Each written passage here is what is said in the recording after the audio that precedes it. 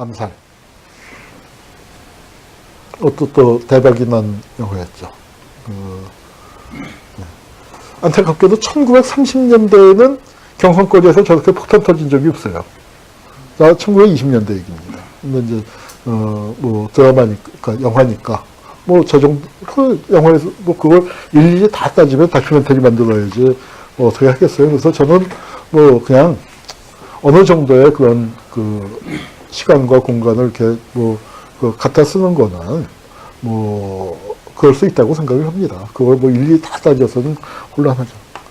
근데 여기서 저는 이 암살에서 참 이 감독을 만나보지는 못했지만 감독한테, 상을 주고 싶은 게, 여성 독립운동가를 주인공으로 썼다는 것만 해도 이거는 큰 거예요. 영화적으로도 중대한 도전이었다고 그러대요. 여성 원톱을 쓰는 게. 그러니까, 하정우가 있었지만 하정우보다 배역이 훨씬 크죠.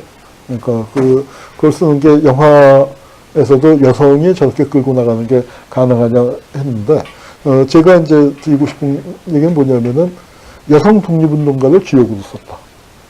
그러니까 독립운동을 할 때 남녀의 기여가 같았어야 하는데 현실적으로 100년 전의 얘기고 남성 중심 사회이다 보니까 같지 못해요. 여성의 절반은 안 됩니다. 근데 그걸 기억하는 거에서는 더 문제가 있는 게 뭐냐면은, 우리 독립유공자가 13,000명밖에 안 돼요. 15만 죽은 사람들 중에 다 모르고, 근데 그 중에서 압도적으로 남성이 많습니다. 여성은 얼마쯤 될까요? 반은 안 되고, 반의 반은 될까요? 제가 따져보니까, 반의 반보다 조금 많아요. 6번, 반이 6번 나오고. 저 영화 나올 때는 13,000명이었는데, 지금 15,000명.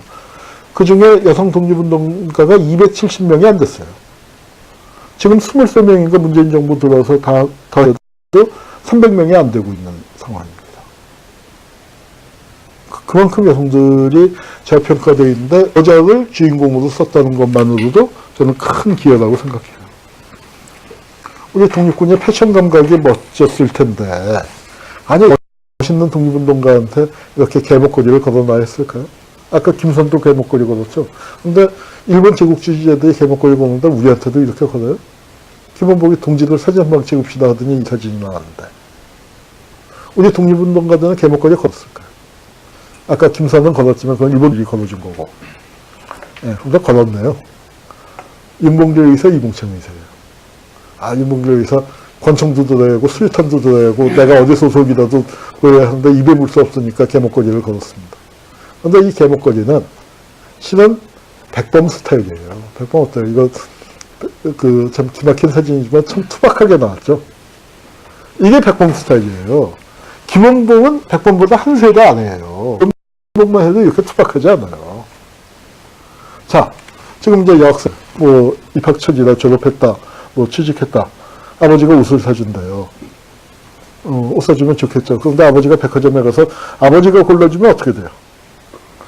가둬주고 네가 여서 사라고 해야지. 백범은 스타일이 구리구리해요. 김원봉만 해도 한 세대 아래이기 때문에 댄디보이예요. 이게 공유, 역사적으로 치면은 김시현이라는 분인데 저렇게 멋쟁이로 입고 다니는 겁니다. 근데 이 영화에서는 이 전재현한테 김원봉이 동지들 사진 한 방 찍읍시다 하더니 저렇게 개목걸이를 걸고 나타났어요. 근데 개목걸이 윤봉길 의사가 했는데, 요게 윤봉길 의사가 폭탄 던지기 직전이에요. 이건 폭탄이 터진 다음에 영상도 있어요. 터질 때 영상. 저하다가 갑자기 화면 흔들리고 꽝 하고 우왕좌왕하고 이제 하는 영상도 있습니다.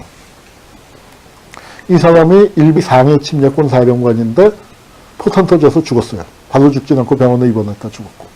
이 사람이 다리를 절단했고, 뒤에 있는, 또 여기 가려진 사람 한 명이 더 죽고, 뒤에 있는 사람들 다 중상을 입고 그랬죠. 일본이 상해를 점령한 직후인데, 상해 침략군 사령관이 천황생일날, 영치 천황생일날 행사장에서 이제 터진 겁니다. 그자가 죽고 났더니 일본 놈들이 약이 올라서 사형을 이렇게 시켰어요. 이게 사형이 집행된 직후입니다. 총에 맞았으면 고기를 만드는 거예요. 저 사형이 집행된 시간이 아침 7시 28분. 이 시라카와 요시노리가 죽은 그 시간이에요. 그 시간에 그가 근무했던 부대에서. 죽고 난 다음에는 쓰레기장에다가 묻어놨어요. 쓰레기장 입구에. 조선 사람들이 밟고, 일본 사람들이 밟고 다니게. 그렇게 약이 올랐던 겁니다. 근데 이 시라카와 요시노리가 살아있어요. 어떻게 살아있느냐? 이 사람, 누굽니까? 네, 백선엽입니다. 우리 수구 세력, 그쪽에서 정치군사 분야에서 최고 원로로 모시고 있죠. 지금 99살, 진짜 100살인데 살아있어요. 전쟁기념관은 지금도 나온답니다. 한미동맹을 강화한 사람들을 기려서 백선엽 상을 주고 있고요.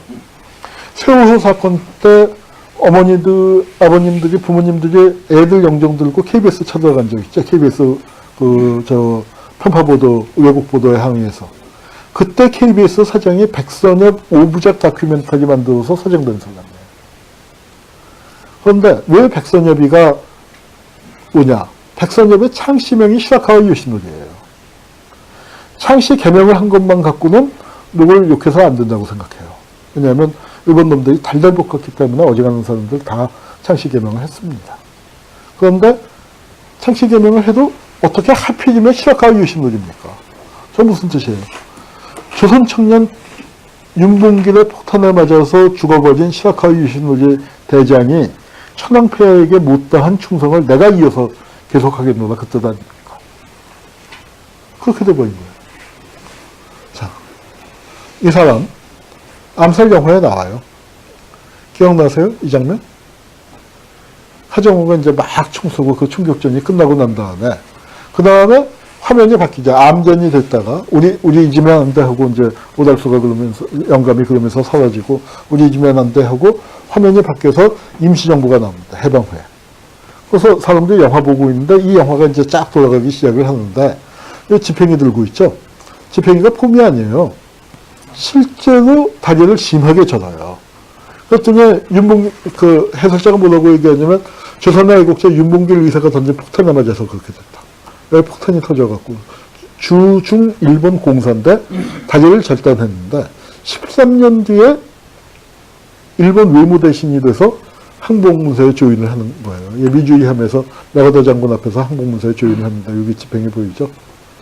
여기 백범 선생이 서 계시고 임시정부 광복군 장성들이 있었으면 얼마나 좋았겠습니까만 그럼에도 불구하고 일본이 항복하다가는 최후의 한 발 한 발에 그 윤봉길 의사가 계신 거죠.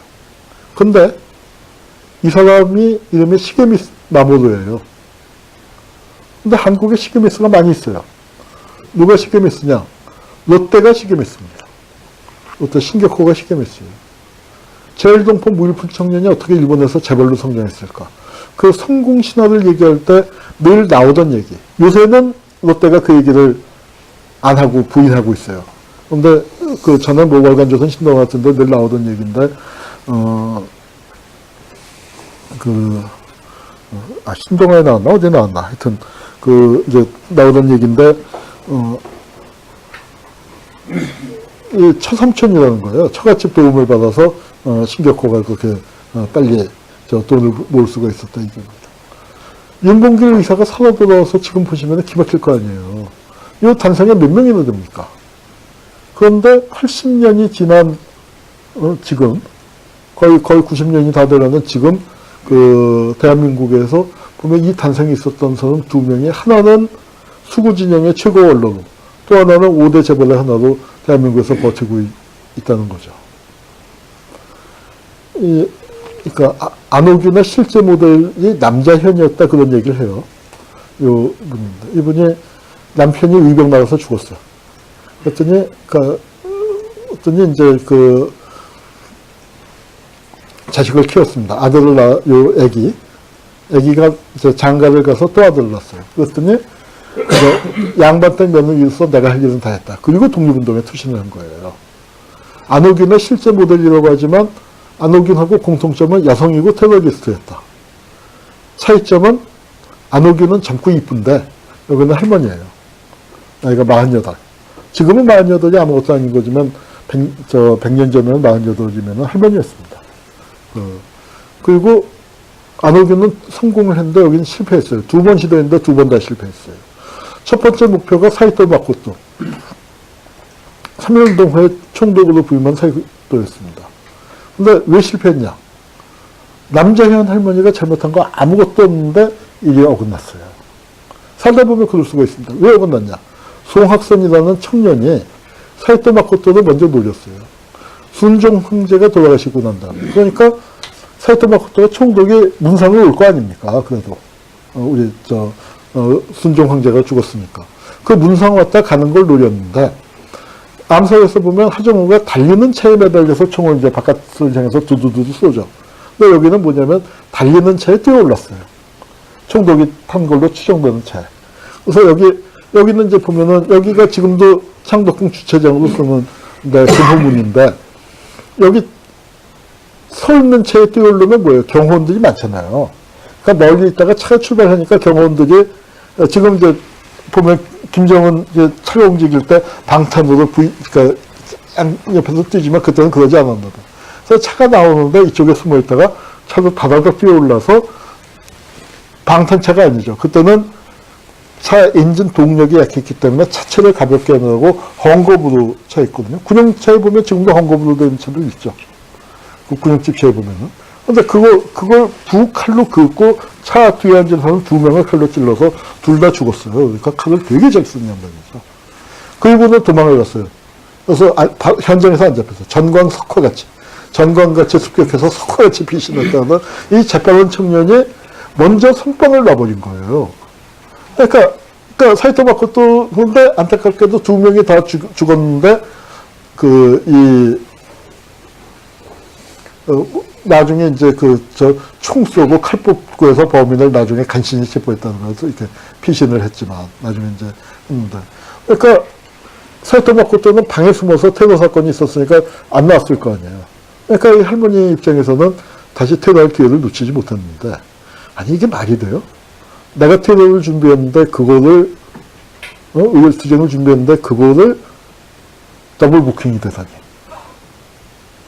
우리 역사에 더블 부킹된 사례가 있어요. 대표적인 사례가 이겁니다. 스티븐스 저격 사건인데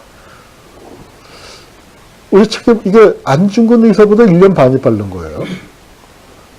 통감부의 미국인 고문인데 미국에 도착을 했더니 샌프란시스코에 도착을 했더니 장인한 전명훈 의사가 저격을 했어요. 그래서 교과서에 보면 장인한 전명훈 의사가 저격을 했다. 그래서 많은 사람들이 공범으로 알고 있는데 공범 아니에요. 장인한이 쏜 총에 전명훈이 맞아서 죽을 뻔했어요. 그러니까 장인한 의사가 총을 뽑는데 저쪽에서 누가 총을 또 뽑아. 동양 사람이. 그러니까 어떻게 생각했냐면 저거는 스티븐스의 경호원이다. 그렇게 생각해서 저쪽을 먼저 제압을 하고 그 다음에 스티븐스를 쏜 겁니다. 하마터면 진짜로 죽을 뻔했어요. 나중에 이제 밝혀지고 난 다음에 두 분이 만나서 악수하고 그랬지만 아니 이게 말이 됩니까? 지금이야 미국에 한 200만이 사니까 별 사람들이 다 산다. 그렇게 되지만 그 당시에 어때요? 미국 땅에 몇천 명 안 살 때예요. 그리고 거의 대부분 하와이에 있을 때예요. 미국 본토에 기백 명밖에 없을 때인데 스티븐스란 자가 도착했다는 얘기를 듣고 저는 서로 모르는 젊은 청년 2사람이 같은 날 같은 시각 같은 장소에 나타나서 동시에 권총을 뽑을 확률은 이거 산수로 따져서 얼마나 될까요? 말이 안 되는 얘기죠. 계산이 안 되는 얘기죠. 그런데 이게 벌어졌다는 건 뭐예요? 그만큼 우리가 죽기 살기로 싸웠다는 얘기예요. 더블 부킹 사례 또 있습니다. 일본 동네 어때요? 대단히 매섭죠. 일본 놈들을 잡으려고 하다가 실패하고 체포된 직후에 이렇게 명찰 달고 찍은 거예요. 이분이 백정기 의사라고, 백구퍼라고 되어 있는데, 지금 더블 부킹된 당사자하고 같이 효창공원에 누워있어요. 백범 선생 묘역에 보면 3의사 묘역으로. 안중근 의사도 거기 모셔야 하는데 왜 못 찾아서 모셔갖고, 윤봉길, 이봉창과 백정기 의사가 모셔져 있습니다.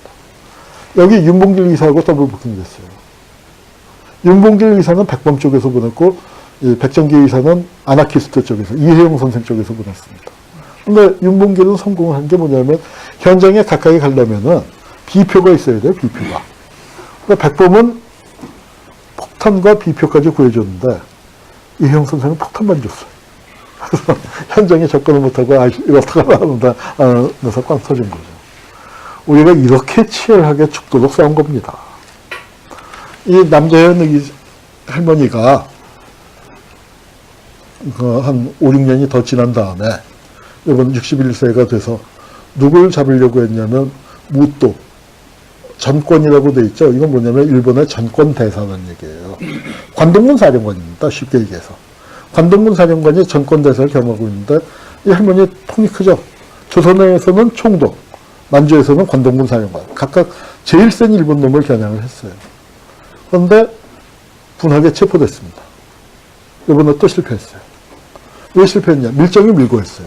밀정이 뭐라고 밀고 했냐면 야, 할머니가 접근할 텐데 할머니를 유심히 봐라. 야, 할머니들 많은데 어떻게 알아? 그랬더니 저 할머니는 특별하다. 왼손을 보면 된다. 왼손에 손가락이 없다는 거예요. 우리 안중근에서 그 유명한 도장 있죠? 낙관. 손도장 찍은 거 보면 손가락이 없잖아요. 저 할머니는 두 손가락이 없어요. 단지를 여러 번 한 거예요. 아, 무서운 할머니예요. 근데 이 할머니가 잡히고 났더니 어때요? 백정규 의사 아까 눈빛처럼 목숨을 걸고 나가는데 잡혔어. 이 할머니가 잡혔을 때 입고 있었던 옷이 어떤 옷이냐면은 을미의병 때 남편이 죽었거든요. 그때 죽은 남편의 피 묻은 속옷을 받쳐 입고 갔어요. 나라를 보면서 남편의 원수를 갚겠다고. 그런데 실패했으니 얼마나 분해요. 곡기를 끊었습니다. 근데 단식을 하는 게 요즘 단식을 하면은 뭐 소금은 물론이고 효소까지 먹죠. 그러니까 효소 먹고 단식하니까 나도 단식을 해봤는데 닷새했는데 싱싱해요. 단식했는데 기운 빠지질 않아요. 효소 먹었더니. 그런데 이때는 이 할머니는 정말 그 옛날에 단식하던 분은 소금도 안 먹었어요. 물만 먹고 했어요. 그런데 소금만 먹으면 얘 염분이 빠져나가기 때문에 오래 못 갑니다. 일본 놈들이 그 며칠 이제 할머니가 워낙 또 나이도 많고 쓰러지니까 송장 치르기 싫다고 보석을 해준 거예요. 그랬더니 여기 이제 그 아까 품 하나 안겨 있던 아기, 그 아기가 낳은 아들, 그래서 임종을 했습니다. 우리 지금은 유관순 의사가 여성 독립운동가로 제일 유명하지만 해방될 때는 남자현이에요. 이게 동아일보인데 동아일보가 요새는 이상해졌지만 동아일보가 역대 만든 특집 중에서 제일 잘 만든 거라고 제가 꼽는 겁니다. 해방되고 첫 번째 3.1절에 뭘 했냐면 여성 독립운동가를 갖고 한 면을 만들었어요. 지금 여성 독립운동가 그 15,000명 중에서 300명도 서원받은 사람이 300명도 안 되는데 저때 그래도 나라가 독립되는데 여성들의 역할도 중요했다. 그래서 여성 독립운동가로 한 면을 만들 때 제일 크게 쓴 게 남자현 할머니 얘기입니다. 그 남자현을 밀고 한 놈은 어떻게 됐을까요? 그놈이 암살에 나와요. 암살이 그래서 재밌어요. 바로 이정재입니다. 이정재가 이제 여러 명을 합쳐서 만든 캐릭터인데 그 중에서 이정재 이 법정에서 했었던 이 행동 있죠. 이거는 실제 사회에 나오는 얘기예요. 수많은 독립운동자를 학살하고 투옥하는 악행을 저지른 이종형이가 법정에서 소란을 피웠다. 여기 영이라고 되어 있는데 형입니다. 이종형이가. 그래서 그 법정에서 소란 피운 대사를 그대로 앞부분에 갖다 쓴 거예요. 나는 평생을 독립운동밖에 한 게 없는데 공산주의자들의 투사맥장 때문에 나는 재밌었는데 실제 대사도 무죄받고 나왔습니다. 무죄받고 나와서 대한민국의 국회의원이 됐어요. 총 맞아 죽은 게 아니고. 그 이종형이가 쓴 책이 대동정론이에요. 대동신문사에서 나왔는데 이종형이가 대동신문사 사장입니다. 대동신문은 어떤 신문이냐? 해방공간에서 최악의 가짜뉴스 진원지예요. 그때는 조선일보가 아니에요. 그때는 조선일보는 착했어요. 중간에 갔어요. 저 대동신문이 지금으로 치면은 조선일보 플러스 종편 개쓰레기 같은 신문인데 거기 사장이에요. 거기 사장. 무죄받고 나서 국회의원이 됐어요. 우리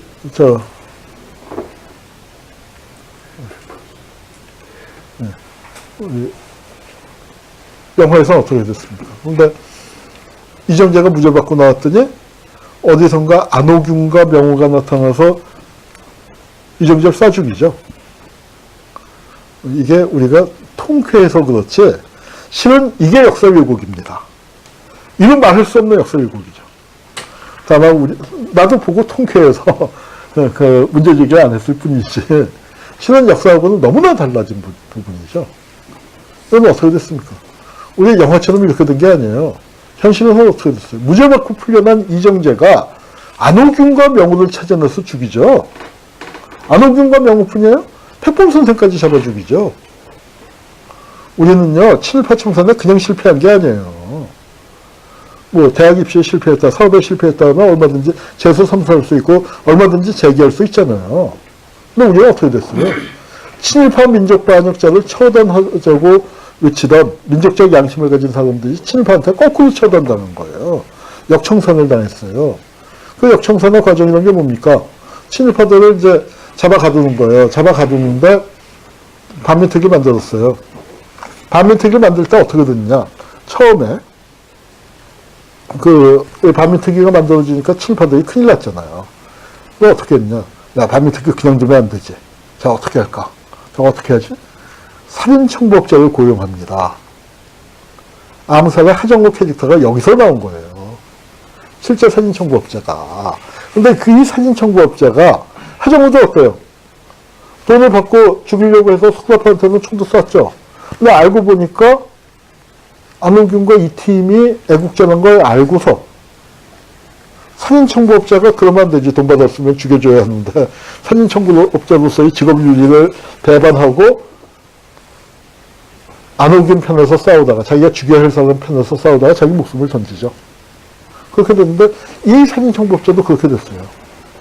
친일파들이 저 빨갱이니까 죽여 하고 했는데 나중에 보니까 자기가 중국에 있을 때 중국에서 국민당 우파 그쪽 그 테러단체 쪽에 관계를 했었던 사람인데 그 시절부터 중국에서 알던 사람들 우리 조선인 동료 친구들이 임시정부에서 일하는 친구들이 저 꼴통 보수 너무 답답해서 미친 완고한 민족주의자라고 했던 사람들 자기가 아는 사람인데 그게 어떻게 빨갱이냐.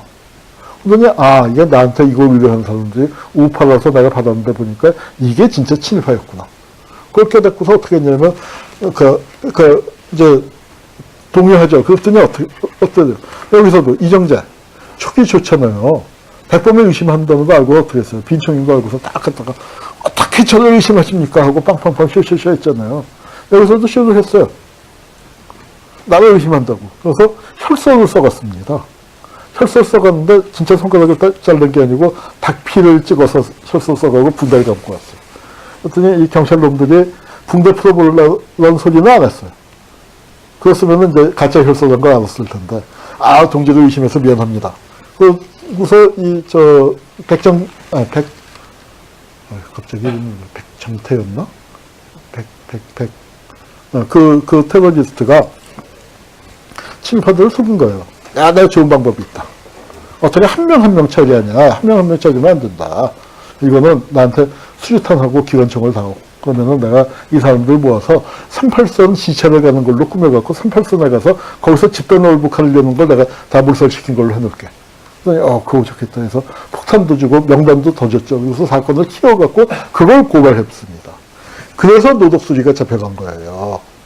이 김원봉을 모욕했던 노독수리가. 근데 이게 노독수리예요. 그 앞에서 잡혀가는 거 앞에서 찍은 겁니다. 근데 기가 팍 죽었죠.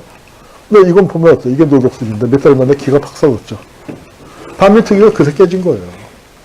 친일파를 갖고 이제 하려다가 이렇게 말썽이 나니까 살인청부업자를 동원해서 그 살인청부업자는 그러고 경찰한테 이거 고발하고 경찰한테 잡혀간 게 역사에 등장하는 마지막 사례예요.